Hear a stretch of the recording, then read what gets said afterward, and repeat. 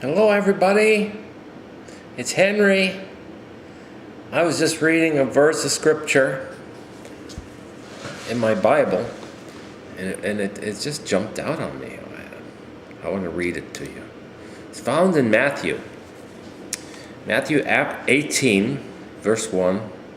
Actually, the verse that really spoke to me was verse 3. But I'm going to start reading from Matthew chapter 18, verse 1. Matthew 18, chapter 18, verse 1. At the same time came the disciples unto Jesus, saying, Who is the greatest in the kingdom of heaven? Don't know what they were kind of thinking about, but I guess there was a rivalry. Who's going to get the most credit in the kingdom of heaven? That's verse 1. Now verse 2 says, And Jesus called a little child unto him. So there must have been other people. And Jesus calls a little child unto him. How old? We don't know. A little child. And Jesus called a little child unto him and set him in the midst of them. So he sits this child in the middle of these disciples. Now verse 3, 18:3. And he said, Verily I say unto you, except ye be converted and become as little children, ye shall not enter into the kingdom of heaven. I'll read it again. And he said, Verily I say unto you, except ye be converted and become as little children, ye shall not enter into the kingdom of heaven. I was reading this and I say, so this is a loaded verse because it except, and first of all he says verily, meaning truthfully you can bank on these words. Verily means truly. Now you can take this to the bank. This is going to happen. This is the way this thing works. You're not getting past this. Verily I say unto you, except you be converted. I looked at the word converted. The original word is strepho in the Greek. It means to turn quite around or reverse. To turn around, to turn again to yourself about is a turning around. You have to do a complete reverse. 180 degree from where you're going, from everything that you've learned from birth, mom, dad, maybe. If you want to accept, there's an exception, unless you be converted, meaning you have to turn around 180 degrees. You're going this way. You have to go this way. With my fingers. You were born in a world that is going this way. And Jesus said, unless you turn around, I can't turn my finger, but okay, unless you turn around, boom, and go this way, ain't nothing going to happen. Except you be converted. And now watch this. And you come into being as a little child. So with your grown-up brain, or with all the studies from school you've had and all the stuff that you learn, you have to have a faith like a little child. You know, I heard it once that a 5-year-old child, boy or girl, you can tell them, yeah, that there's a Santa Claus. He lives in the North Pole. No way. Yes, they'll believe you. See, children believe you. It doesn't take much. They look at the world and they look at the grown-ups. They're so big. Grown-ups are so big. Must be that everywhere that grown-ups say is just gospel truth. And they just believe it. See, they have simple faith, not a complicated faith. They don't try to figure things out. So that's why you can fool them so easily. Oh, that there's an Easter bunny and there's a Santa Claus. And you're basically lying to them but little children believe this because they're needy. They haven't learned. They don't know about life yet. But when we come to about things of God, you have to be like a little child. Oh, God says that. I believe him. See, you read your Bible and God says, you can do this.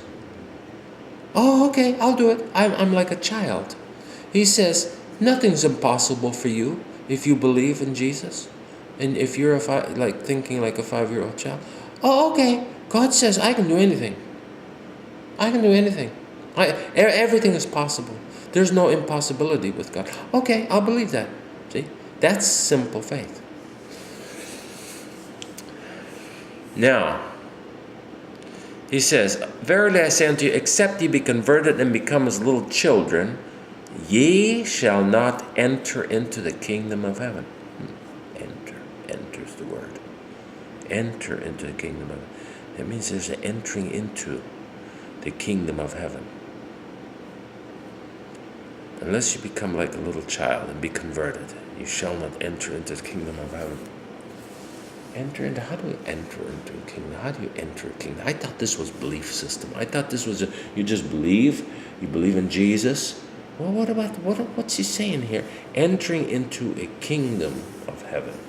Entering into a realm of heaven. What is a kingdom? A kingdom is the belongings of God. He's a king. He has a kingdom. So picture this. Here's a castle on a hill. Beautiful castle on a hill. And a sweeping road coming up to the mountain with a beautiful castle. It's towers, bulwarks, beautiful construction, majestic, fortified. Can't get close to that castle. Okay, and so the king lives there. This is the king's house. The king's mansion, the king's castle. Okay, that's where the king lives. He's in the castle. Okay. So what's his kingdom? Well, the castle's part of it. Whoa. What more is there about the king? Well, the kingdom is all the land for miles and miles and miles, square miles of land around the castle. This king's land. It's a royal ground. It belongs to the king. Okay, you better not trespass because that's kingdom property. The king owns it. Yeah, but there's people lives there in the kingdom. Yeah, they work. They work for the king. They're his servants. You mean that the king can just... he's living in opulence and tremendous power. He has the say-so over every one of his people living in the villages surrounding the castle and in this kingdom. Yeah. These people plant food and harvest food and yeah. Well, how's that work? Yeah, it's all the king's food. It's all his. It's all his. He owns it. He has the people work for him. They have to do it. And what? They deliver all the food? Well, that doesn't sound fair. Well, it is fair. Because it's the king's land. They don't have no land. These people are basically, they're poor. They own nothing. This is a kingdom. Yeah, but how do they live? Oh, the king is a very special king. He's a loving king. And he cares for them personally. He knows each one by name. Each one by name. So, and he gives them their allotment of food. Every week, every day, every month. Years come in, years go by. He supplies them their tools, their plows, their hoes, what they need to cultivate the land. It's his kingdom. Oh, and these people look happy. They're happy. See, the king takes care of them. When they get sick, the king takes care of that. See?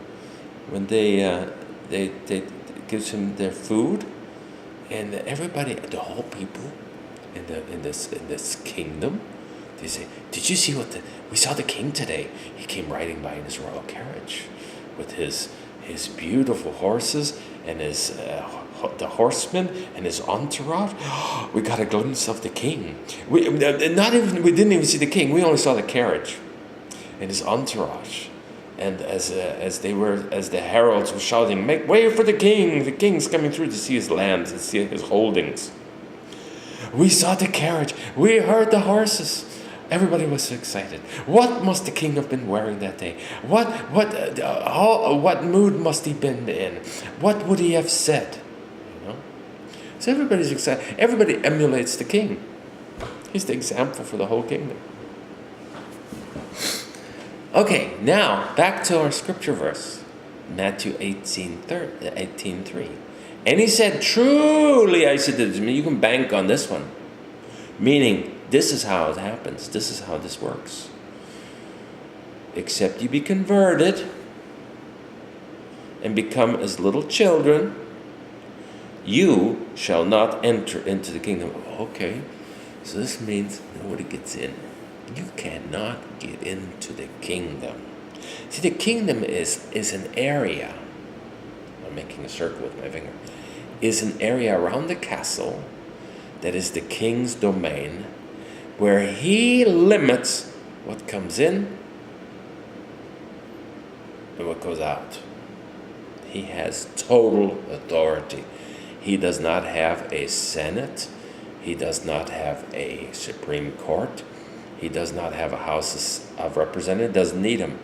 All is under the power of the king. He's not just president. He's king.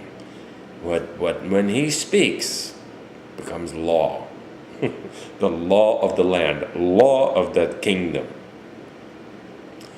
Unless you become converted and as little children, that means, see, if you want to get in this kingdom and work with these happy people that live there, you got to change the way you think. See, this is how this works, and I gotta obey the rules of the kingdom. If not, I can't enter the kingdom. Now, let me say this: on any given Sunday, let me back up a little bit. The king welcomes new people. He says, come, all that ye. All that may have ears to hear, you can come. He welcomes newcomers to the kingdom. He wants them to come, wants them to stay. So he's a very welcoming king.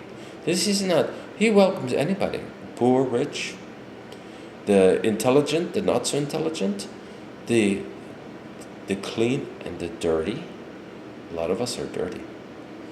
Those that have pasts that are not so spotty, and those that, most of our pasts are rough and very spotty, very, we've all done things that.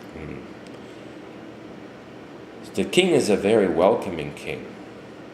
So on any given Sunday, here in the United States, people go to the church on Sunday morning. They say, oh, how beautiful. They sing songs. These people, they have a choir that sings there.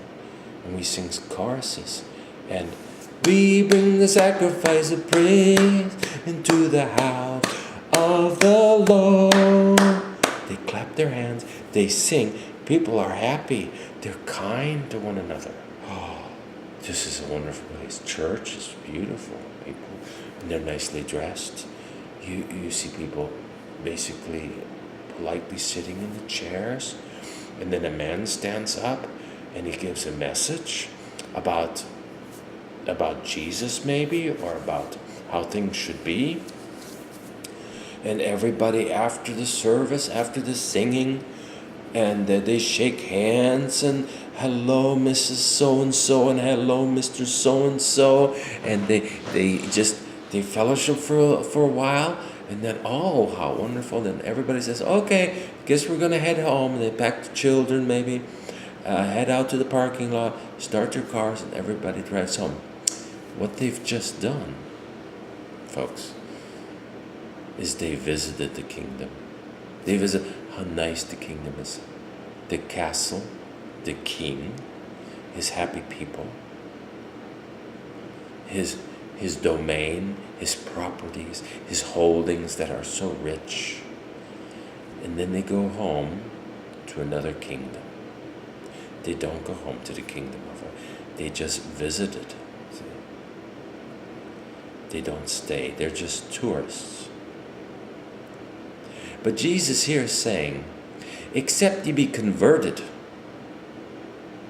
to turn around. You're going here. You should be going here. You're thinking this way. You need to change your way of thinking to think this way. You're thinking with the brain. You need to think with the heart. like the child. The children think with the heart. They don't think with the brain. Their brain is not developed enough. They don't know that much. And so you tell them, listen, at the end of the rainbow, there's a pot of gold. No way. Yes, there is. Oh, how beautiful. I love pots of gold. I love that pot of gold. Maybe there's a candy too. Oh yes, there's candy. You tell them, yeah, there's candy too. Lots of candy. Oh, I'm gonna run after that rainbow. Children believe that. They will dream because it's their heart. They want to have the candy. They want to have, the goodie or the gold. I said gold, it could be candy. And so they will always say, oh, there's a rainbow. I want to check the rainbow. So they're going to look upside and see if there's a rainbow today.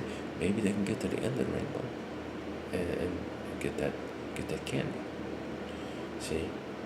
So, and as you become as little children, ye shall not enter into the kingdom. See, going into the kingdom is like changing countries. It's a country.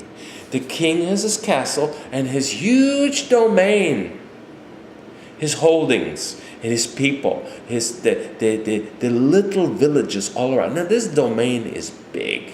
He's got little villages of people, happy people, farming the land, producing, working. They are happy. They're singing to the king. The king provides for them. They're happy people. And you say, well, I want to go live there in one of those villages. Okay, so what do I have to do? What do I have to do? You have to say, you know what? I want to go and live there. I don't want to go back to my old kingdom. I want to go live there. So you have to literally cut off all old way of thinking. You say, friends, by now I'm going to go into the other kingdom. I'm going to go live in the kingdom of heaven. No, don't go. I mean, if you're going, you're going to be leaving us. Yeah, but I want to go there. Oh, you're a deserter. How come you left us? It could be your family. It could be your neighbors. It could be even church people. They say, the guy kind of left. He's almost like not here anymore. This is what it is to enter the kingdom of heaven. You're defecting. Defection is a word like you're leaving one camp and you're going to another camp. You're leaving the kingdom of darkness.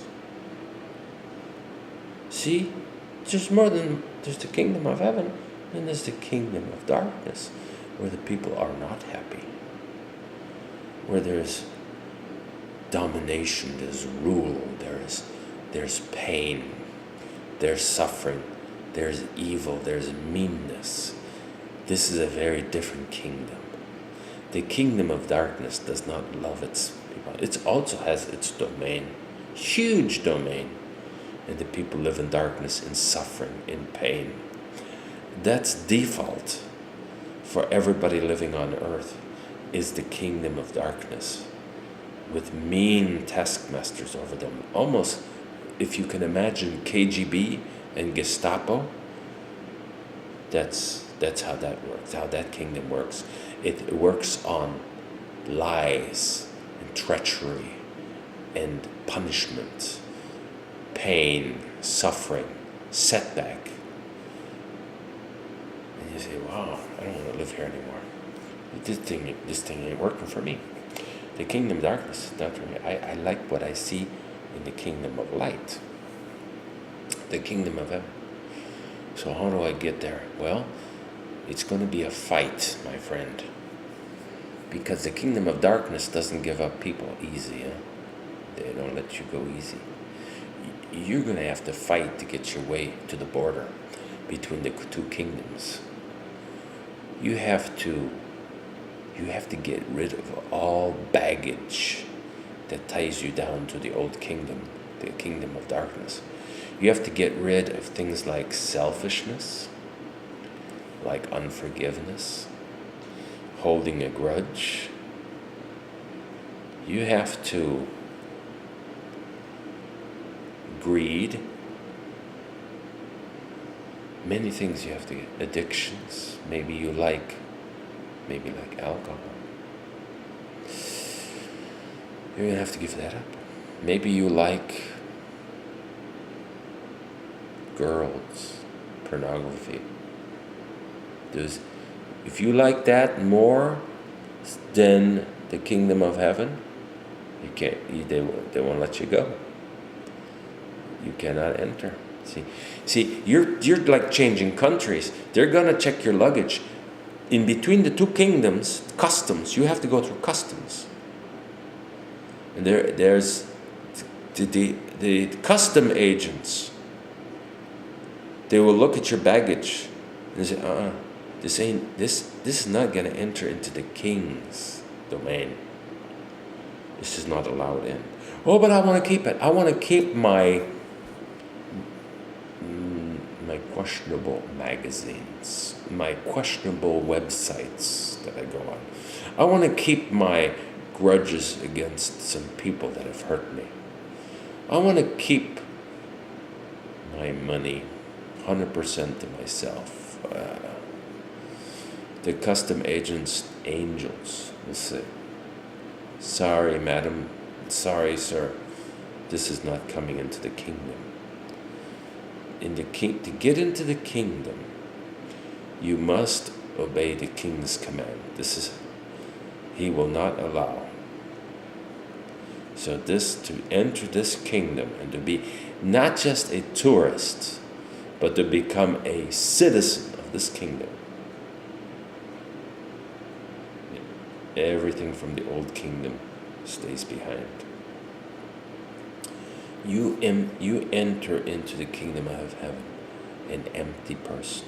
Empty. It's almost like a death. Unless a seed falls to the ground and dies, it can't reproduce. It can't. See, the same thing happens with us. As we cross the border, as we enter in, unless we die to self, we cannot enter the kingdom of heaven. This is powerful, folks. This is where most people miss it. It is a death that you go through. Most people will want to hang on to some of their stuff from the kingdom of darkness and do not want to go through the death process to enter the kingdom of heaven.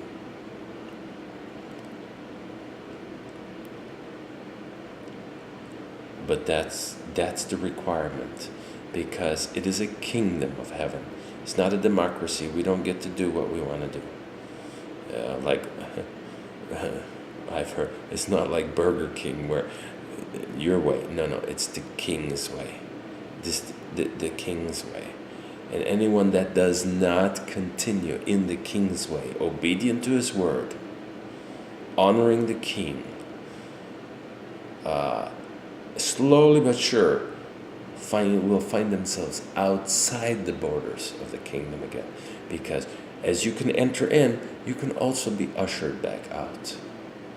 It is not a guarantee that once you're in the kingdom, I'm good.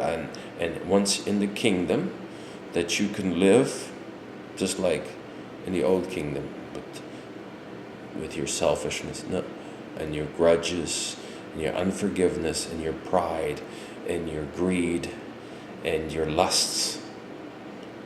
See, in the king does not allow impurity, does not allow irreverence, does not allow unrighteousness. He with his illuminating light and his angelic host, they're constantly watching his kingdom. It's like you cannot. You may think you're still in the kingdom of heaven, but in reality, you are out of his protection. You are back in the old kingdom. The only one you're fooling is yourself.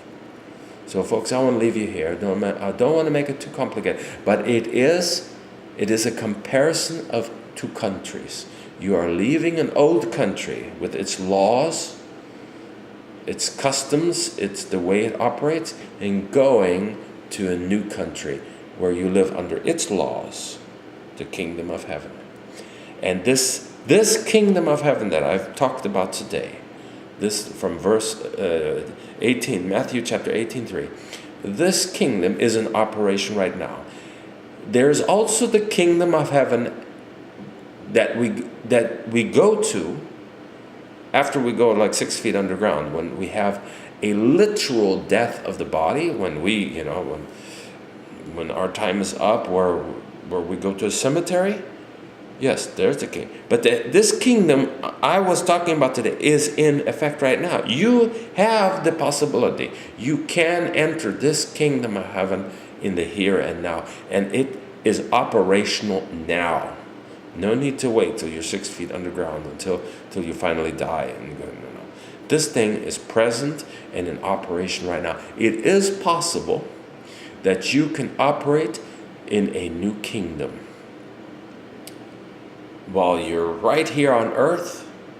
Everybody else is still in the old kingdom, and you, because you've converted your mind, you've renewed your mind, you've become as a little child, you are operating in the new kingdom. Everybody's going to say, dude, how do you do this? How do you get this stuff done? You say, yeah, because I live in another kingdom. Yeah, sure, they're all going to say, see, because they can't see it. You can't see the new kingdom unless you go through these steps. They'll say, yeah, so-and-so, they'll say your name, he dropped off the deep end. He thinks he's in a different world. Verily I say unto you, Jesus says, truly, this is how it works. There's another kingdom. It's at hand. The kingdom of heaven is reachable, is at hand for those that really want to go there and not be tourists any longer, but want to become citizens of that new kingdom that Jesus brought, that is in effect right now on earth. A new kingdom where the people sing all day long. This is one awesome way to live. This kingdom works good. There's no evil. There's no suffering. There's no pain. I mean, okay, we'll talk about that some other day. But in this is an awesome way to live. Okay, I'm going to say goodbye now.